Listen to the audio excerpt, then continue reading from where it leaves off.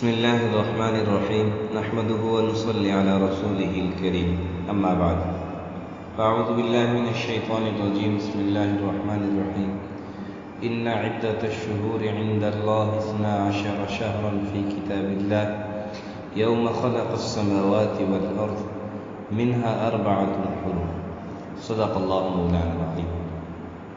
محترم بھائی و دوستو، نیا اسلامی سال شروع ہو چکا ہے۔ اپنی عمر کے قیمتی لمحات کے بارے میں کچھ غور و فکر کریں۔ انسان کو اپنی زندگی کے بارے میں سوچنا چاہیے کہ یہ کدھر جا رہی ہے، یہ قدم یہ جنت کی طرف اٹھ رہے ہیں یا جہنم کی طرف جا رہے ہیں۔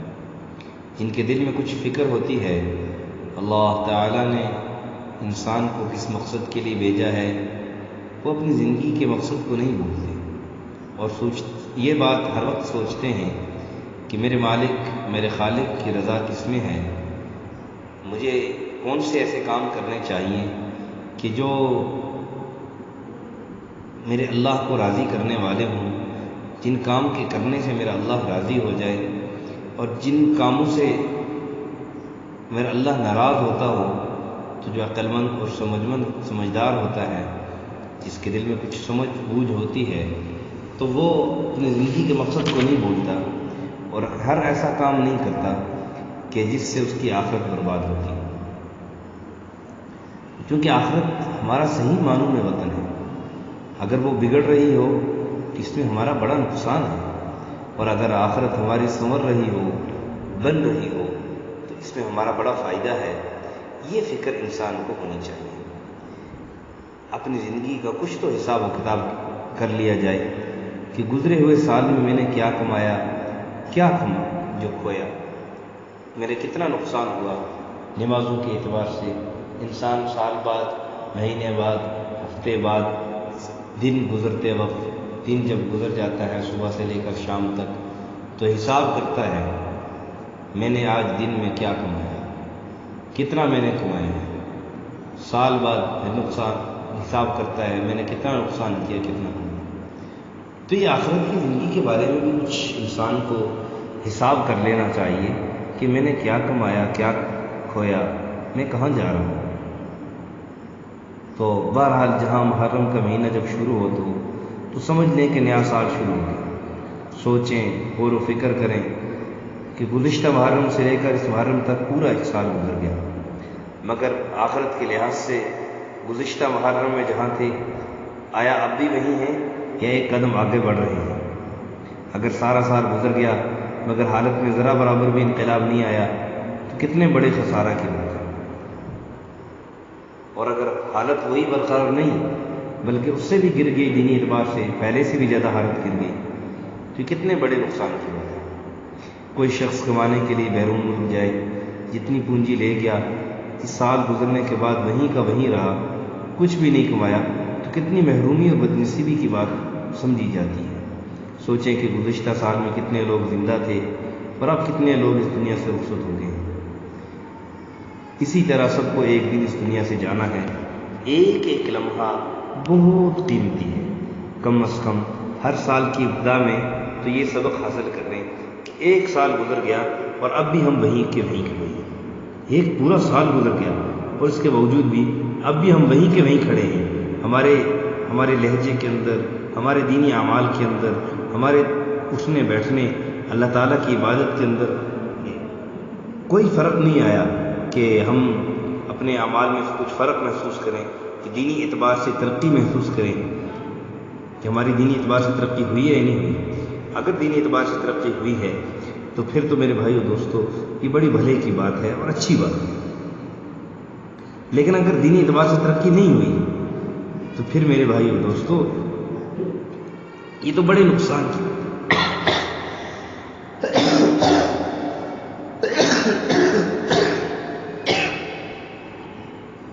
اب ہم دیکھیں کہ گزشتہ سال کتنے لوگ اس دنیا میں ہمارے ساتھ تھے، اب نہیں ہے۔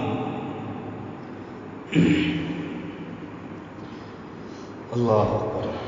اب ہم گزشتہ سال اگر جو ہمارے ساتھ لوگ تھے وہ اب زندہ ہوتے تو وہ بھی اعمال کرتے، اب وہ نہیں ہے، اعمال نہیں کر سکتے۔ ہمیں اللہ نے موقع دیا ہے تو ہم تو اعمال کر لیں، اپنی آخرت بنا لیں۔ اور اگر حالت یہ ہے کہ گزشتہ محرم کی ابتدا میں جتنے گناہ تھے آج بھی اتنے ہی ہیں، ایک گناہ بھی نہیں چھوٹا، مطلب پچھلے سال جتنے گناہ انسان کرتا تھا اور سال گزر گیا، لیکن سال گزرنے کے باوجود بھی ہماری اتنی تربیت ہم نے اپنے آپ کی نہیں کی، اللہ کی طرف اتنی رجوع بھی نہیں کی کہ گناہ نہیں چھوٹے، اسی طرح گناہ کر رہے ہیں بلکہ گناہوں میں اضافہ ہو گیا، تو کتنے بڑے خسارہ کی بات ہے۔ کچھ انسان کو فکر کرنی چاہیے کہ آخر ایک روز مرنا ہے، کب تک ہم زندہ رہیں۔ اور پھر دیکھیں محرم الحرام کا مہینہ، اس کی فضیلتیں تو بہت ہیں۔ سب سے پہلی فضیلت اس مبارک مہینے کو یہ حاصل ہے کہ قمری سال اسلامی سال کی ابتدا ہی اس مبارک مہینے سے ہوتی ہے، اور کہا جاتا ہے الفضل للمقدم، فضیلت پہلے آنے والے کو ہوتی ہے۔ دوسری فضیلت اس مبارک مہینے کو یہ حاصل ہے کہ اللہ کا مہینہ ہے، مہینے تو سب اللہ کی ہیں لیکن کچھ خصوصیت سے جس مہینے کو حدیث شریف میں اللہ تعالیٰ نے فرمایا وہ یہی ہے، چنانچہ حدیث میں ارشاد ہے شہر اللہ المحرم، محرم اللہ کا مہینہ ہے۔ قرآن حکیم میں جن مہینوں کو اشہر حرم سے تعبیر کیا گیا ان میں سے محرم بھی ہے۔ اور چوتھی فضیلت اس مہینے کی ہے، مبارک مہینے کو یہ حاصل ہے کہ ابتدا اسلام میں رمضان مبارک کے روزے فرض ہونے سے قبل عاشورہ محرم کا روزہ فرض تھا، چنانچہ حدیث میں ہے حضرت عائشہ صدیقہ رضی اللہ تعالیٰ عنہ سے، یہ نسائی شریف کی حدیث ہے، روایت ہے، فرماتی ہیں کہ عاشورہ کے دن رمضان سے پہلے روزہ رکھا جاتا تھا، یعنی فرض تھا۔ پھر جب رمضان کا حکم نازل ہوا تو پھر جو چاہے اس کا روزہ رکھے، جو چاہے افطار کر لے۔ پانچویں فضیلت یہ ہے کہ عاشورہ کا روزہ اب فرض تو نہیں لیکن دوسرے تمام مستحب روزوں سے اب بھی افضل ہے، اس لیے فرض کا درجہ نفل سے 70 گنا زیادہ، تو اس دن کی فضیلت 70 گنا زیادہ تھی کیونکہ اس میں روزہ رکھنا فرض تھا۔ رمضان کی وجہ سے فرضیت تو نہ رہی، البتہ اس استحباب اب بھی دوسروں کی نسبت زیادہ ہے، چنانچہ حدیث میں ہے حضرت ابو ہریرہ رضی اللہ تعالیٰ عنہ کی کا ارشاد ہے، فرمایا کہ نبی پاک صلی اللہ علیہ وسلم نے فرمایا کہ روزوں میں افضل روزہ رمضان کے بعد اللہ تعالیٰ کے مہینے محرم کا ہے، اور فرض نمازوں کے بعد افضل نماز تہجد ہے۔ چھٹی فضیلت اس مبارک مہینے کی یہ ہے کہ حضرت انس رضی اللہ تعالیٰ عنہ سے روایت ہے، فرماتے ہیں کہ حضور اقدس صلی اللہ علیہ وسلم نے ارشاد فرمایا جس نے محرم کے 3 دن جمعرات، جمعہ اور ہفتہ روزہ رکھا اس کے لیے 60 سال کی عبادت کا ثواب لکھا جائے گا۔ اللہ تعالیٰ سے دعا ہے کہ اللہ تعالیٰ یہ مبارک مہینہ ہمارے لیے دنیا اور آخرت میں یہ خیر و برکت کا ذریعہ بنائے۔ اور پھر دیکھیں اس محرم کے پہلے دن ہی، یہ پہلا دن ہی ہمیں کیا بتلاتا ہے کہ قربانی یکم محرم الحرام حضرت امیر المؤمنین حضرت سیدنا عمر فاروق رضی اللہ تعالیٰ عنہ کی یوم شہادت بھی ہے۔ حضرت سیدنا عمر بن میمون رضی اللہ تعالیٰ عنہ فرماتے ہیں کہ جس دن حضرت سیدنا فاروق اعظم رضی اللہ تعالیٰ عنہ پر حملہ کیا گیا اس دن میں وہیں موجود تھا۔ حضرت عمر رضی اللہ تعالیٰ عنہ نماز فجر کے لیے صف درست کروا رہے تھے، میں آپ رضی اللہ تعالیٰ عنہ کے بالکل قریب کھڑا تھا، ہمارے درمیان صرف حضرت سیدنا عبداللہ بن عباس رضی اللہ تعالیٰ عنہ حائل تھے۔ حضرت سیدنا عمر رضی اللہ تعالیٰ عنہ صفوں کے درمیان سے گزرتے اور فرماتے اپنی صفیں درست کر لو۔ جب آپ رضی اللہ تعالیٰ عنہ نے دیکھا کہ صفیں بالکل سیدھی ہو چکی، نمازیوں کے درمیان بالکل خلا نہیں رہا، سب کے کندھے ملے ہوئے ہیں، تو پھر آپ رضی اللہ تعالیٰ عنہ آگے بڑھے اور تکبیر تحریمہ کہی، اور آپ رضی اللہ تعالیٰ عنہ کی عادت کریمہ تھی کہ صبح کی نماز میں اکثر سورہ یوسف اور سورہ نحل میں سے قرات فرماتے تھے۔ اب اس دن بھی آپ رضی اللہ تعالیٰ عنہ پہلے رکعت میں کچھ زیادہ تلاوت فرماتے تاکہ بعد میں آنے والے بھی جماعت میں شامل ہو سکیں۔ اب بھی آپ صلی اللہ علیہ وسلم، آپ رضی اللہ تعالیٰ عنہ نے نماز شروع کی ہی تھی کہ ایک مجوسی غلام جو پہلی صف میں چھپ کر کھڑا تھا، اس نے موقع پاتے ایک 2 دھاری تیز خنجر سے آپ رضی اللہ تعالیٰ عنہ پر حملہ کر دیا۔ حضرت سیدنا عمر رضی اللہ تعالیٰ عنہ کی آواز سنائی دی کہ مجھے کسی کتے نے قتل کر دیا یا کاٹ لیا۔ وہ مجوسی غلام حملہ کرنے کے بعد پیچھے پلٹا اور بھاگتے ہوئے 13 نمازیوں پر حملہ کیا، جن میں سے 7 شہید بھی ہو گئے، اور ایک نمازی نے آگے بڑھ کر اس پر کپڑا ڈالا اور اسے پکڑ لیا۔ جب اس بدبخت غلام نے دیکھا کہ اب میں پکڑا جا چکا ہوں تو اپنے ہی خنجر سے خودکشی کر لی۔ جب حضرت سیدنا عمر فاروق رضی اللہ تعالیٰ عنہ پر حملہ ہوا تو صفوں میں دور دور کھڑے اکثر نمازی اس حملے سے بے خبر تھے۔ جب انہوں نے حضرت سیدنا عمر رضی اللہ تعالیٰ عنہ کی قرات نہ سنی تو سبحان اللہ کہنا شروع کر دیا۔ سیدنا عبد الرحمن رضی اللہ تعالیٰ عنہ نے آگے بڑھ کر نماز فجر پڑھائی۔ اکثر لوگوں کو نماز کے بعد واقعہ کا علم ہوا۔ حضرت سیدنا عمر رضی اللہ تعالیٰ عنہ شدید زخمی ہو چکے تھے۔ آپ نے حضرت سیدنا ابن عباس رضی اللہ تعالیٰ عنہ فرمایا، اے ابن عباس، معلوم کرو کہ مجھے کس نے زخمی کیا۔ آپ رضی اللہ تعالیٰ عنہ باہر گئے، کچھ دیر بعد واپس آ کر بتلایا کہ مغیرہ رضی اللہ تعالیٰ عنہ کے غلام ابو لؤلؤ فیروز نے آپ رضی اللہ تعالیٰ عنہ پر حملہ کیا۔ آپ رضی اللہ عنہ نے فرمایا، وہی غلام جو لوہار تھا؟ حضرت سیدنا ابن عباس نے جواب دیا، ہاں جی ہاں۔ حضرت سیدنا عمر رضی اللہ تعالیٰ عنہ نے فرمایا، اللہ عز و جل سے غارت کرے، میری اس سے کوئی دشمنی نہیں تھی، بلکہ میں نے تو اس سے نیکی کی دعوت دی تھی، میں تو اس کے ساتھ بھلائی کا خواہاں تھا۔ اللہ عز و جل کی شکر ہے کہ میں کسی مسلمان کے ہاتھوں زخمی نہیں ہوا۔ پھر آپ کو گھر لے جایا گیا اور سیدنا عمر بن بہن میمون رضی اللہ تعالیٰ عنہ فرماتے ہیں کہ ہم لوگ بھی آپ کے گھر چل دیے اور لوگوں پر مصیبتوں کا پہاڑ ٹوٹ پڑا تھا، گویا اس سے پہلے کبھی ایسی پریشانی اور مصیبت سے دوچار نہ ہوئی۔ لوگ آپ کو تسلی دینے لگے کہ آپ رضی اللہ عنہ پریشان نہ ہوں، آپ کے زخم جلدی ٹھیک ہو جائیں گے۔ پھر آپ کو کھجور کی نبیذ پلائی گئی، لیکن وہ آپ کے پیٹ سے زخموں کے ذریعے باہر آ گئی۔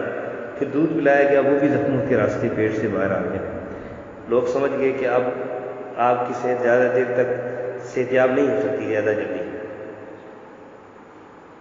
اور اب ہم زیادہ دیر تک آپ سے صحتیاب نہیں ہو سکیں گے عمر بن خطاب رضی اللہ تعالیٰ عنہ سے۔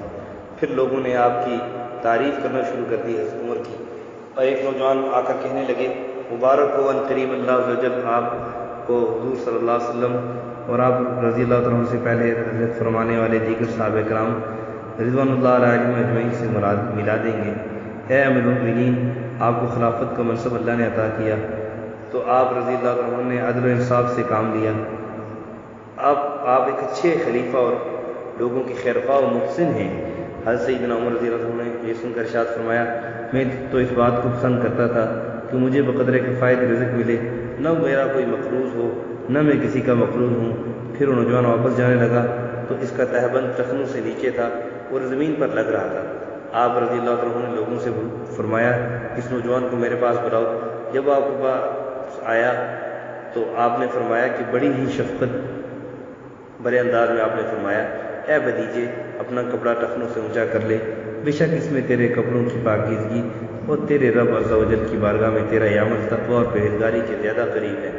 سبحان اللہ، قربان جائیے پاکیزہ ہستیوں کے جذبہ تبلیغ پر کہ آخری لمحات میں بھی نیکی کی دعوت دینا ترک نہ کی، اور اس حالت میں بھی خلاف شرع کام برداشت نہ ہو سکا۔ اللہ عز و جل ان کے صدقے ہمیں بھی جذبہ تبلیغ عطا فرمائے۔ پھر آپ نے اپنے صاحبزادے حضرت سیدنا عبداللہ بن عمر رضی اللہ عنہ سے فرمایا کہ حساب لگا کر بتا ہم پر کتنا قرضہ ہے۔ انہوں نے حساب لگا کر بتایا تقریباً 86,000 درہم۔ آپ نے فرمایا، اگر یہ قرض میرے مال سے ادا ہو جائے تو ادا کر دینا، اگر میرے مال کافی نہ ہو تو بنی عدی بن کعب کے مال سے ادا کر دینا، اگر پھر بھی کافی نہ ہو ناکافی ہو تو قریش سے سوال کرنا، ان کے علاوہ کسی اور سے سوال نہ کرنا۔ پھر آپ رضی اللہ عنہ نے اپنے صاحبزادے سے فرمایا، تم مومنین حضرت سیدنا عائشہ صدیقہ رضی اللہ تعالیٰ عنہ کی بارگاہ میں چلے جاؤ اور ان سے عرض کرو کہ عمر بن خطاب اس بات کی اجازت چاہتا ہے کہ اسے اس کے ساتھیوں کے ساتھ دفن کیا جائے اور حضور صلی اللہ علیہ وسلم کے قریب میں جگہ عطا فرمائی جائے۔ حضرت سیدنا عبداللہ بن عمر رضی اللہ تعالیٰ عنہ نے فرمایا، حضرت عائشہ صدیقہ رضی اللہ تعالیٰ عنہ کے بارگاہ میں حاضر ہوئے، سلام عرض کیا۔ آپ رضی اللہ تعالیٰ عنہ رو رہی تھی۔ حضرت عائشہ صدیقہ رضی اللہ تعالیٰ عنہ نے فرمایا، حضرت سیدنا عمر بن خطاب رضی اللہ تعالیٰ عنہ آپ کو سلام عرض کر رہے تھے۔ ابن عمر نے فرمایا حضرت عائشہ سے، اور اس بات کی اجازت چاہتے ہیں کہ انہیں ان کے ساتھیوں کے قرب میں دفن کیا جائے۔ آپ رضی اللہ تعالیٰ عنہ نے یہ سن کر ارشاد فرمایا، یہ جگہ تو میں نے اپنے لیے رکھی تھی، لیکن اب یہ جگہ عمر بن خطاب کو دیتی ہوں، انہیں جا کر خوشخبری سنا دو۔ چنانچہ حضرت سیدنا عبداللہ بن عمر رضی اللہ عنہ اجازت لے کر واپس تشریف لائے۔ جب حضرت سیدنا عمر رضی اللہ تعالیٰ عنہ کو بتایا گیا کہ سیدنا عبداللہ بن عمر رضی اللہ عنہ آ گئے تو آپ رضی اللہ تعالیٰ عنہ فرمایا، مجھے بٹھا دو۔ آپ رضی اللہ تعالیٰ عنہ کو سہارا دے کر بٹھا دیا گیا۔ آپ رضی اللہ تعالیٰ عنہ نے فرمایا ہے میرے بیٹے کیا خبر لائے؟ آپ نے حضرت عمر نے فرمایا، عمر بن عبداللہ بن عمر نے، کہ حضرت سیدنا عائشہ صدیقہ رضی اللہ تعالیٰ عنہ نے آپ کو اجازت دے دی ہے، آپ رضی اللہ تعالیٰ عنہ خوش ہو جائیں، جس چیز کو آپ رضی اللہ تعالیٰ عنہ پسند کیا کرتے تھے وہ آپ کو اللہ نے دے دی ہے۔ یہ سن کر آپ رضی اللہ تعالیٰ عنہ نے فرمایا مجھے اس چیز سے زیادہ اور کسی چیز کی فکر نہیں تھی، الحمدللہ مجھے پسندیدہ چیز عطا کر دی گئی۔ پھر آپ رضی اللہ تعالیٰ عنہ نے فرمایا جب میری روح پرواز کر جائے تو مجھے اٹھا کر سرکار دو عالم صلی اللہ علیہ وسلم کی روضہ اقدس پر لے جانا اور پھر بارگاہ نبوت میں سلام عرض کرنا اور حضرت سیدنا عائشہ صدیقہ رضی اللہ عنہ سے عرض کرنا۔ عمر بن خطاب اپنے دوستوں کے ساتھ آرام کی اجازت چاہتا ہے، اگر وہ اجازت دے دے تو مجھے وہاں دفن کرنا، اگر اجازت نہ ملے تو مجھے عام مسلمانوں کے قبرستان میں دفنا دینا۔ جب آپ رضی اللہ تعالیٰ عنہ کی روح خالق حقیقی عز و جل سے جا ملی تو ہم لوگ آپ رضی اللہ تعالیٰ عنہ کے مسجد نبی شریف کے پاس لے گئے اور حضرت سیدنا عبداللہ بن عمر نے حجرہ مبارک سے باہر کھڑے ہو کر مومنین حضرت عائشہ صدیقہ رضی اللہ تعالیٰ عنہ کو سلام عرض کیا اور حضرت سیدنا عمر رضی اللہ تعالیٰ عنہ کو حجرہ مبارک میں دفن کرنے کی اجازت طلب کی۔ آپ رضی اللہ تعالیٰ عنہ نے اجازت عطا فرمائی، چنانچہ حضرت سیدنا عمر فاروق رضی اللہ تعالیٰ عنہ کو حضور نبی اکرم صلی اللہ علیہ وسلم کے اللہ اکبر قدموں میں حضرت ابوبکر صدیق رضی اللہ تعالیٰ عنہ کے پہلو میں دفن کر دیا گیا۔ اللہ کی ان پر رحمت ہو، ان کے صدقے ہماری بھی اللہ مغفرت فرمائے۔ اللہ اکبر، یہ وہ کتنی بڑی بڑی ہستیاں تھیں جنہوں نے اپنی زندگی کیسے گزاری۔ آج دیکھیں نا، جب عدل و انصاف کا نام لیا جاتا ہے تو فوراً بغیر سوچے سمجھے عمر بن خطاب رضی اللہ تعالیٰ عنہ کا نام سامنے آ جاتا ہے۔ یہ بات کہنے کا مقصد یہ ہے کہ میرے بھائیوں دوستوں، میری سننے والی ماؤں بہنوں، دیکھو یہ زندگی عارضی ہے، اس زندگی میں کچھ کر جانے کے لیے ہے کہ دینی اعتبار سے ہم اپنی آخرت کما لیں، آخرت بنا لیں۔ اس لیے یہ چند گزارشات محرم کے حوالے سے ہے۔